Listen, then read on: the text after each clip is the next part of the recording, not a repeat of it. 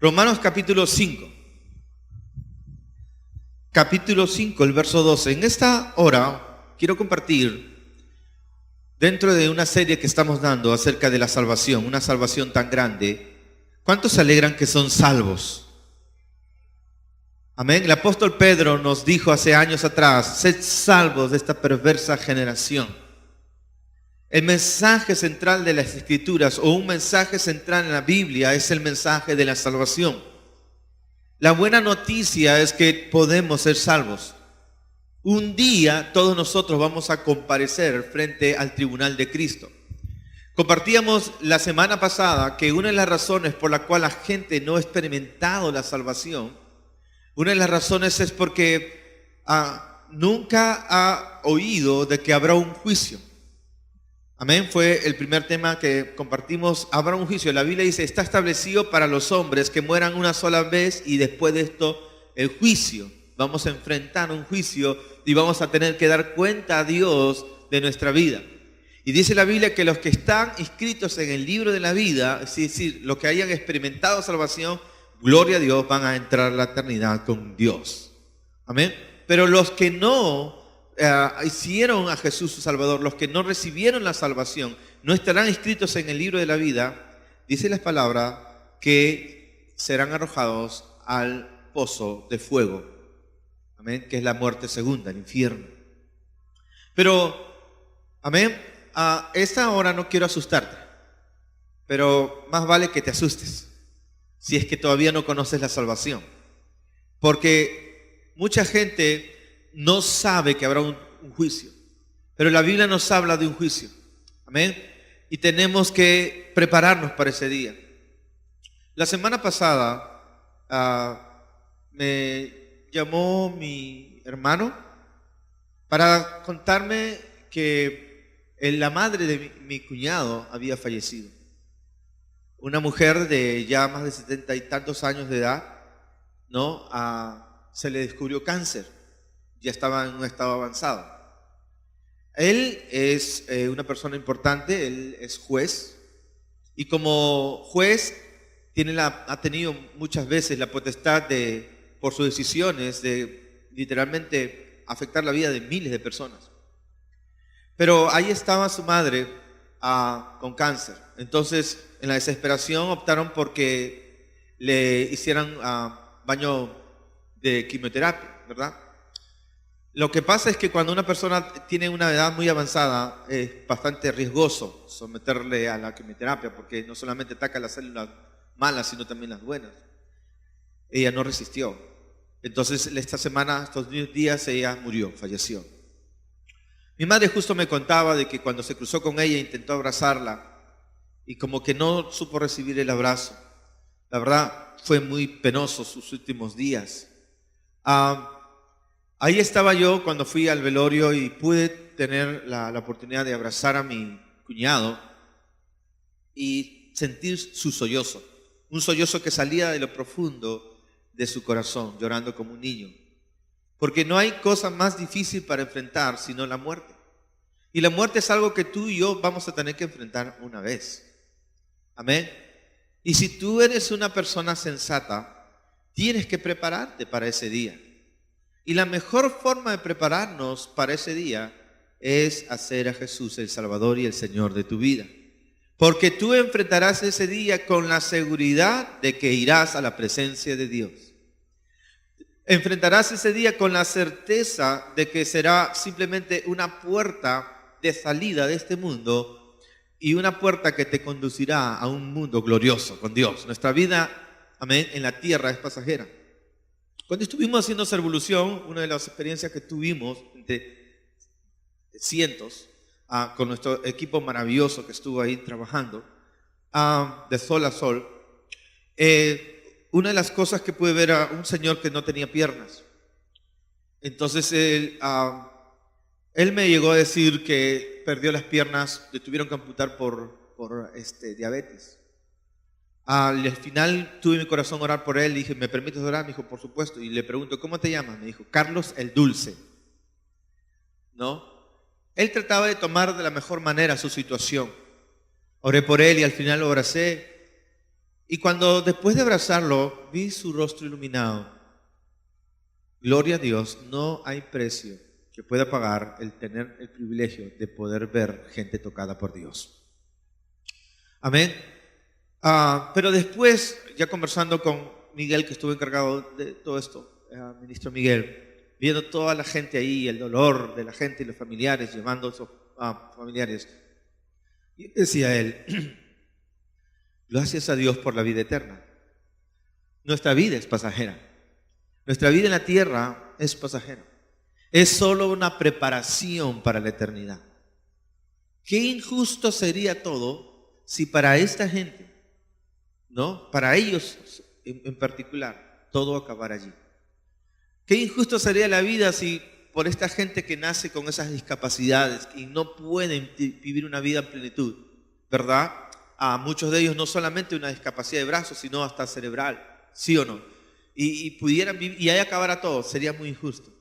Pero gracias a Dios, gloria a Dios, tenemos una eternidad esperando por nosotros. Pero antes de esa eternidad, déjame decirte, amén, que toda la humanidad hoy día está bajo un juicio, bajo una condenación.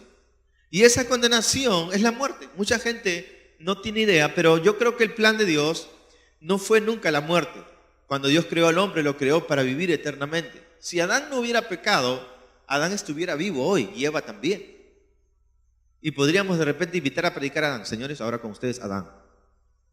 Vendría Adán a contarnos, ¿no? cómo era en ese tiempo. Pero Adán murió y Eva murió. Pero no murieron de vejez y no murieron por una enfermedad. Murieron porque ellos desobedecieron a Dios. Dios le dijo a Adán, amén, no comas de ese árbol porque el día que comas de ese árbol te mueres. Y Adán comió de ese árbol desobedeciendo a Dios y al comer de ese árbol murieron espiritualmente, fueron separados de Dios y al estar separados de Dios ellos huyeron de Dios. Más adelante se manifestó otro tipo de muerte, la muerte física. Según la Biblia, uno puede tener dos tipos de muertes. La muerte espiritual, que es la separación de Dios, y la muerte física, y realmente hay otra muerte, la muerte eterna, la muerte en el fuego eterno. Amén. Entonces, puede uno tener la muerte espiritual y la consecuencia de la muerte espiritual será la muerte física. Es decir, todos los días los hombres están muriendo en alguna parte de la tierra. Dios es un Dios de vida. Él es un dador de vida. ¿Y cómo es que la gente muere? La gente muere porque un día un hombre desobedeció a Dios. Ese hombre fue Adán. Dice en Romanos capítulo 5, el verso 12. Por tanto, como el pecado entró en el mundo por un hombre, el pecado entró en el mundo por un hombre, y por el pecado la muerte, así la muerte, pasó a todos los hombres por cuanto todos pecaron. Dos cosas. Adán pecó y por causa de su pecado, ese pecado contaminó toda la humanidad. Desde Adán todos los hombres nacen con una falla en su ADN, una inclinación natural al pecado. Todos los hombres desde Adán tienen esa tendencia a pecar. El pecado mora dentro de uno. Y no solamente el pecado, la muerte afectó a toda la humanidad. De modo que no hay persona que pueda decir, yo no soy un pecador. Todos, de alguna u otra manera, pecarán. Amén. Porque su naturaleza es una naturaleza de pecado. Y la buena noticia que hoy día usted debe escuchar es que, si bien es cierto usted está bajo condenación por el pecado y la muerte, Jesús ha venido a librarnos de la muerte espiritual y la muerte física también, porque nos ha prometido una resurrección. Hay una película que está exhibiéndose en las salas ahora, Remanente. Vaya a verla. Amén, vaya a verla.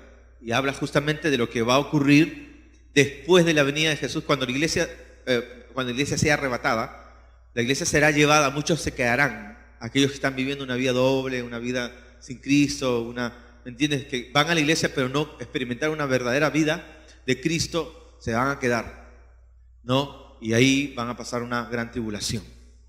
Vaya a ver esa película. Pero, amén, entonces, el tema es, como hemos estado enseñando en esta serie, que hay creencias erróneas por la cual la gente no es salva. Y la primera creencia errónea por la cual la gente no es salva es, o no reciba salvación, es porque ignoran o no creen que habrá un juicio o un día de juicio. No saben o ignoran que habrá un día del juicio. Habrá un día del juicio, hermano. Un día todos nos vamos a presentar a dar cuenta ante Dios. Amén. Y Dios es un Dios bueno, pero también es un Dios justo. Dios es un Dios bueno, ¿verdad? Pero también es un Dios justo. Y como Dios justo, tiene que hacer justicia. Él estableció, la paga del pecado es la muerte, pero no solamente muerte física, sino también lo otro. Explico. Hay gente demasiado cruel. Sí, hay gente que tiene una crueldad maximizada, que toda su vida, ¿no?, es un veneno continuo y quieren acabar con la vida de otros y no les importa no solamente su propia vida, sino no les importa pues la vida de otros. ¿Qué le va a importar la vida de otros si su propia vida no les importa? Lo máximo que puede hacer el hombre frente a estas personas es, en el peor de los casos, aplicarle la pena de muerte. Y ahí está, a un asesino cruel que mató 100 personas, qué sé yo, pena de muerte, que sean algunos estados y naciones. Pero ¿sabe que hay gente tan cruel que se les haría un favor a ellos si le aplican pena de muerte? ¿Por qué? Porque ellos mismos no quieren vivir. No aprecian su vida, menos van a apreciar la vida de otras personas. Les aplican pena de muerte, les hace un favor. Sería injusto que una persona que tiene tanto odio, a pesar de que se le aplique la pena máxima, sea librado de dar cuenta de lo que hizo. Pero ¿sabe qué? Del juicio de los hombres podrán escapar, pero del juicio de Dios nadie escapará. Porque Dios es un Dios justo. Dios es un Dios justo. Amén. Bien, pero nosotros tendemos a pensar, sí, pastor, tienes razón, hay gente tan cruel. Pero déjame decirte, hermano, que muchos de nosotros no estamos muy lejanos de ese tipo de vidas. Porque otra de las razones por la cual mucha gente no es salva es porque tiene la creencia errónea de que yo no soy tan malo. Dice, pero yo no soy tan pecador. Yo soy un pecador más o menos, nada más. Peco de vez en cuando. No, yo soy malo, la verdad no soy malo, soy más o menos bueno, más bueno que malo. Y esa es una consideración que puede ser muy peligrosa. Porque según la Biblia, en Romanos el capítulo 3, la Biblia dice, no hay nadie bueno, no hay nadie justo, no hay ni siquiera uno. ¿Me acompañan? Romanos el capítulo 3, por favor.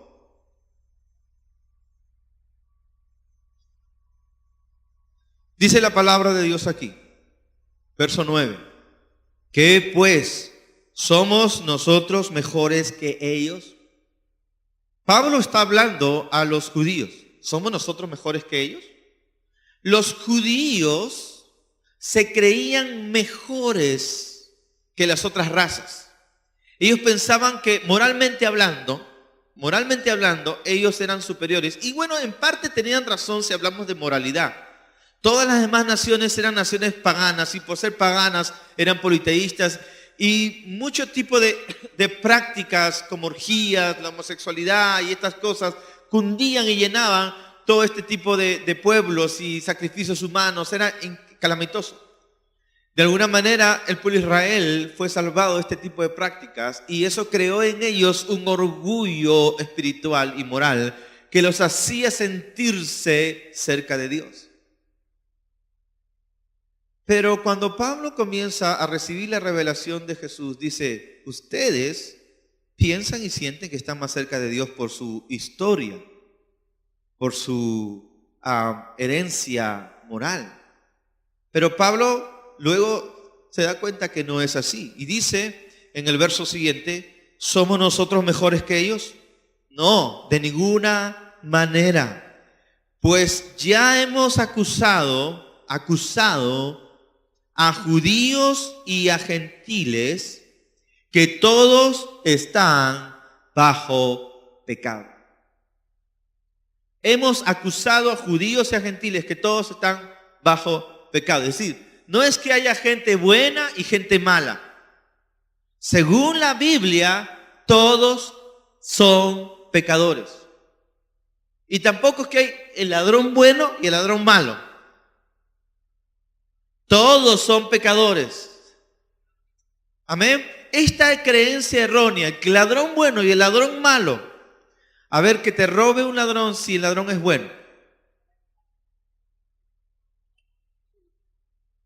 ¿Ven? Déjalo nomás, ya entró, ya está dentro.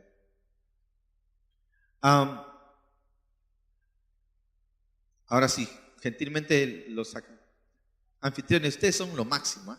Tienen la sabiduría de lo alto.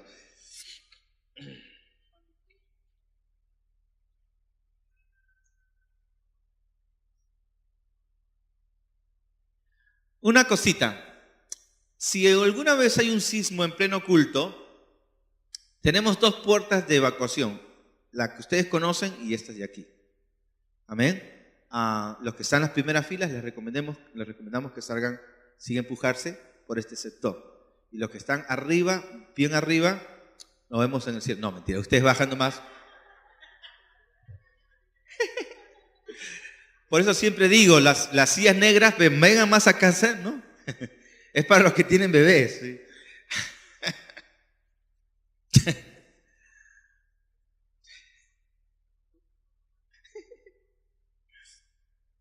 La gente dice, los buenos y los malos. La Biblia dice, no es así. Puede que aquella persona que reconoce que es un pecador esté más cerca de la salvación que uno que se cree bueno. Puede que esa persona que humildemente, valientemente reconoce, yo necesito un cambio en mi vida, necesito perdón en mi vida, esté mucho más cerca del favor de Dios que aquella persona que dice, yo no le hice mal a nadie. Yo no soy mal a nadie, yo soy buena gente. ¿Por qué voy a ir al infierno? La gente piensa que para ir al infierno uno tiene que hacer un pecado horrible. Y no es así. Error. ¿Cuán malo tiene que ser una persona para ser malo? ¿Cuánto pecado tiene que cometer alguien para ser un pecador? ¿Cuál fue el pecado de Adán? Comer el fruto de un árbol. Él no mató a nadie. Él no despedazó a nadie. ¿Me entiende? Él no asaltó un banco. Él comió el fruto de un árbol. Por comer el fruto de un árbol, fue desalojado del paraíso. Amén. La religión nos ha enseñado a poner colores a los pecados. Pero ¿cuán pecador tiene que ser una persona, verdad, para ser considerado culpable, estar bajo juicio? Este modo de pensar ha creado todo un contingente de gente moralista, cucufata y religiosa. Gente que va a las iglesias, amén, para tratar de portarse bien. Estoy hablando de todas las iglesias en el mundo en general. Y piensan que por tener una serie de ceremonias, de conductas, ¿ya? Entonces son buena gente. Somos buena gente. Somos gente moral. Allá afuera están los criminales, los asaltantes. Este tipo de gente, por ejemplo, si comienzan a ver adictos a las drogas venir a Cristo, si comienzan a ver, por ejemplo, condenados a prisión, reos, por ejemplo, nosotros tenemos un ministerio de la cárcel, pongamos que Dios comienza a transformar la vida de ellos y comienzan a llegar a la iglesia, adictos, ¿qué ha pasado? Y también gente que estaba en la cárcel. Hay gente que se considera buena y va a las iglesias, que odiaría que este tipo de gente comience a llegar a las iglesias. Hay gente que se considera tan buena que se incomodaría que un ex reo se siente a su lado. Hay gente tan buena gente que no estaría tranquila si un adicto a las drogas se siente a su lado. Y estaría dispuesta a cambiarse de iglesia.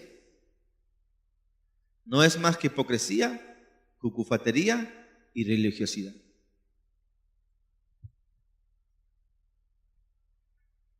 Dile al que está a tu lado, si no están hablando de ti, relájate y respira.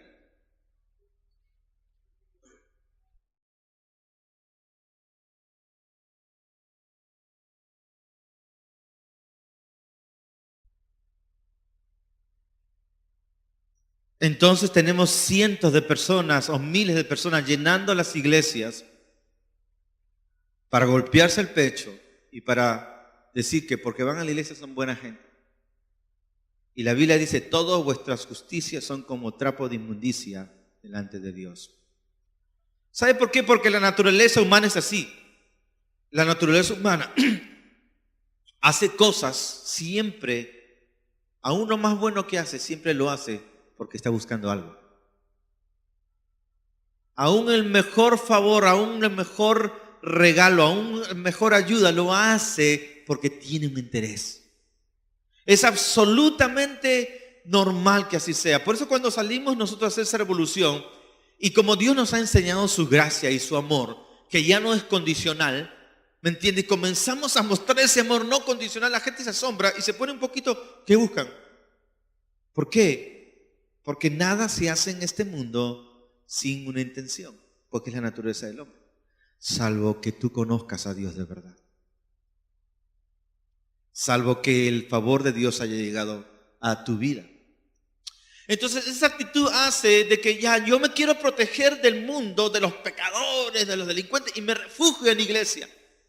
Y voy y canto, pero nunca reconocí mi necesidad de un Salvador y de arrepentimiento. Todos nos consideramos chéveres y buena gente, nos consideramos no tan malos hasta que nuestro statu quo es amenazado. Hay gente que se considera buena gente, yo soy buena gente, soy zanahoria, voy a la iglesia, hago buenas cosas, ¿no? Hasta que alguien toca tu status quo. Tienes tu enamorado, tienes tu enamorada, tu novio, y él te traiciona. ¿Qué has hecho tú? Me has traicionado, te voy a matar. O van donde la novia, el amante, te voy a matar a ti, le agarran a golpes, la odia, te odio. ¿Qué es eso? Que no era buena gente, que no era Sor María. ¿De dónde salió toda esa furia? ¿De dónde salió todo ese enojo? ¿De dónde salió todo ese deseo de muerte? ¿De dónde salió? El pecado. Que no era una persona así, buena gente. Hay gente que sonríe a todo el mundo en el barrio. Buena gente, la vecina, qué chévere. Sí, pero es que no te has casado con él. No te has casado con ella, no vives con ellos. Hola. Está haciendo calor ahora, ¿no? Aumentar la temperatura. No hay justo ni aún uno. No hay nadie bueno. No hay ni siquiera uno. No hay nadie. Todos están bajo condenación, todos. Y todos necesitan de un Salvador.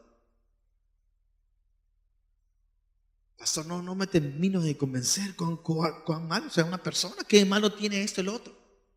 La Biblia dice que sabe hacer lo bueno y no lo hace, es pecado. Muchas de la gente moralista creen en la ley y todo lo demás, pero lo que les conviene, no lo que no les conviene. Hacen caso a lo que les conviene, pero esto no. Pero la Biblia dice, el que le dice tonto a su hermano ha quedado expuesto al infierno de fuego.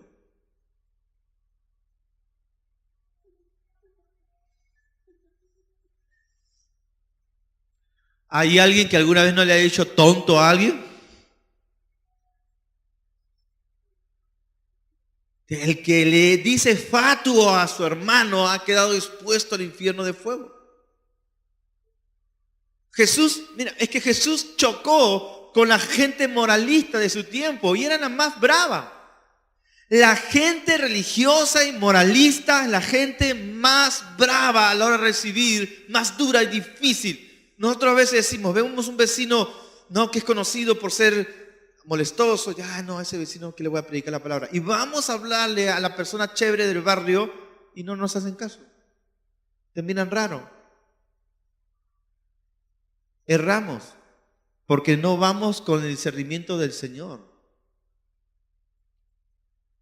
Si fuéramos con el discernimiento del Señor, posiblemente el Señor nos guiaría a la persona entre comillas, más pecadora del barrio, porque esa persona sí está dispuesta a reconocer su necesidad, su miseria y la necesidad de un Salvador.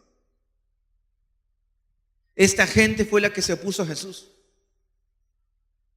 Amén. Y cuando Jesús pisó su status quo, ¿por qué? Porque ya estaba Jesús, Él haciendo milagros y sanando. ¿Y a quién sanaba Jesús? En ese tiempo y en la mentalidad judía, la gente, si estaba enferma, era por el pecado de sus padres o el pecado de Dios. O sea, si había uno leproso, seguramente sus padres pecaron porque ese es un leproso. Seguramente esta mujer tiene flujo de sangre porque algo hizo. Entonces era así. Todos tenían su merecido por el pecado. ¿Y qué hacía Jesús? Venía Jesús y sanaba a los leprosos. Y el judío legalista decía, ¿cómo es posible que los sanes? Todos deberían estar más leprosos todavía. Y se enfurecían contra Jesús. Esa es la razón por la que se molestaban con Jesús. Y después le vi abrazando a las prostitutas. Y había mujeres y dije, ¿cómo es posible que abrace a las prostitutas? No puede ser posible. No sabes qué mujer ha venido a darle ese perfume. Y estaban muy molestos. Todos hay quienes se consideran muy buenos hasta que su status quo es amenazado. Hola. ¿Amén? Fueron estos los que soliviantaron a la gente, a las masas, diciendo, este es un blasfemo, este es un hereje, se hace llamar hijo de Dios, porque era la envidia lo que cegaba su corazón. ¿Sabes que los celos pueden ser tan crueles como un adicto a las drogas? O sea, el pecado de los celos pueden ser tan malos. Hola. Que alguien tenga un premio, amén, algo, un beneficio, y la envidia te corroe. Jesús llevó las cosas aún más alto. ¿Ustedes se creen buenos? Ok. Yo quiero decirles lo siguiente. El que mira a una mujer para desearla, ya se acostó con ella. Que solamente por mirar, por desearla, ¿sí? Lo que Jesús estaba intentando hacerles saber a ellos, señores, no se dense cuenta, la maldad está en ustedes. Pero ustedes lo único que hacen es adornar el sepulcro.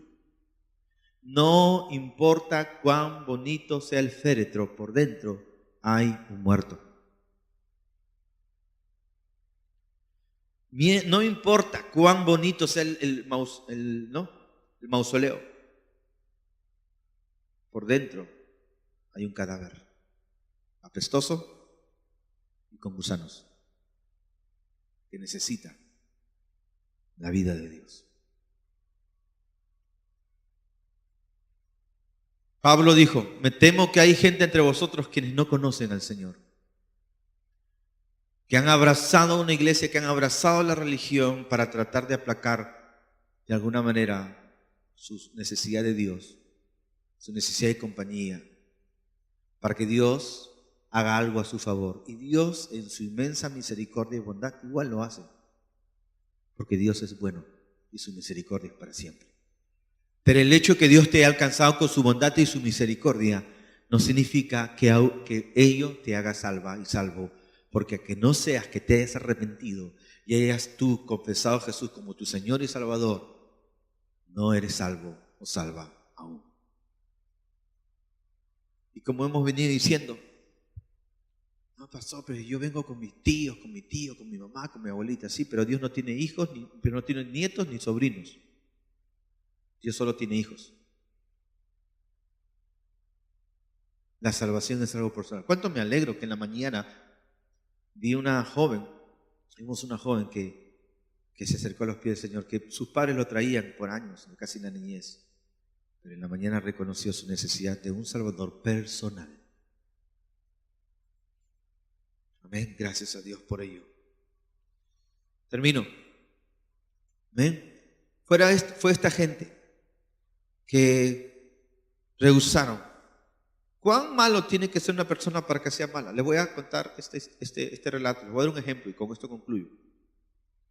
Ahí está una persona Que por su padre, porque su padre fue de repente tuvo una familia funcional, su padre de repente fue alcohólico, lo golpeaba. Su madre quizás abandonó al padre, o él vio a su madre con otro hombre, porque esas cosas pasan. Y ese chico crece con toda esa ira, crece sin formación moral ni nada, y vive una vida pues como muchos jóvenes viven. Obviamente esa persona, por el ambiente que ha vivido, va a pecar mucho más, entre comillas, que una persona que fue creada en un hogar moral. Pero ambos necesitan de Cristo. Pero un día le presentan del amor de Dios y él entiende que a pesar de lo cruel de su vida y a pesar de lo apartado que fue, Jesús murió por él en la cruz del Calvario. Él entiende que Jesús derramó su sangre por él, y él, al ser consciente de lo gigante de su pecado, clamó con todo su corazón a Dios por un Salvador y recibió la salvación ese mismo día. Pero aquí vemos a otra persona que fue criado en un buen hogar, donde papá y mamá que vivieron juntos toda su vida, no se separaron. Entonces no fue tan pecador, pero es un pecador. Y venimos y le anunciamos las buenas nuevas y le decimos: ¿sabes que Jesús murió por tus pecados para salvarte? Él ya pagó por tus pecados, Él ya derramó su sangre por ti. Todo lo que tienes que hacer es arrepentirte, invocar su nombre y su salvación. Y esta persona dice: no necesito ir a la iglesia, no necesito un Salvador, yo no le he hecho mal a nadie. ¿Quién es más cruel? ¿Quién es más cruel? El que, creyéndose bueno, pisotea la sangre de Cristo, diciendo: yo no necesito esto. Porque habiendo tenido la oportunidad de recibir la salvación, no la recibe, al contrario, la resiste. Por eso la Biblia habla de la justicia de Dios, no la del hombre. La justicia de Dios es distinta. Dios va a juzgar con justo juicio un día. Amén. Y es su justicia la que nos hace salvos, no nuestra propia justicia. La Biblia dice: no hay justo ni un uno. Pero si nosotros venimos a Cristo, nuestros pecados serán borrados. Amén. Si nuestros pecados fueron más negros que el carbón, serán emblanquecidos como la blanca nieve si la sangre de Jesús nos limpia. Y qué maravilloso es caminar en este mundo, no disimulando el pecado, no apaciguando nuestra conciencia con buenas obras, tratando de pagar con buenas obras lo malo de nuestro pecado, sino caminar por este mundo con una conciencia que fue lavada por la sangre preciosa de Jesús, sin conciencia de pecado, de saber que Jesús te justificó, de que Jesús derramó su sangre por ti, y puedes caminar confiado, como dice la Biblia: el justo vivirá confiado como un león. Y justo porque fue declarado justo por Cristo. Porque como no hay justicia en nosotros, la única forma de ser justos es cuando Dios nos imputa su justicia por medio de Cristo. Aleluya. Amén. ¿Cuándo y cómo es que Él nos imputa su justicia? Cuando aceptamos que somos pecadores y clamamos por la limpieza de nuestros pecados. Entonces dice: ahora yo te hago justo, porque es mi justicia. Pero si uno se hace justo a sí mismo y erra y menosprecia la sangre de Cristo, ¿ven? Y se hace a sí mismo reo de juicio por no recibir la salvación. Vamos a orar esta hora. Inclinamos nuestros rostros, por favor. Aleluya. Reverentemente delante de nuestro Dios en este instante, estamos listos para ver los milagros del Señor ocurrir. No importa cuántos años vienes a una iglesia, vas a una iglesia. Lo que importa es cuándo comenzaste a caminar con Él de su mano. ¿Cuándo fue el día que Él vino a tu vida y le abriste tu corazón arrepentido, arrepentida, clamando por el perdón, clamando por su salvación. Si vienes a este lugar por la primera vez o ya mucho tiempo y no eres salvado,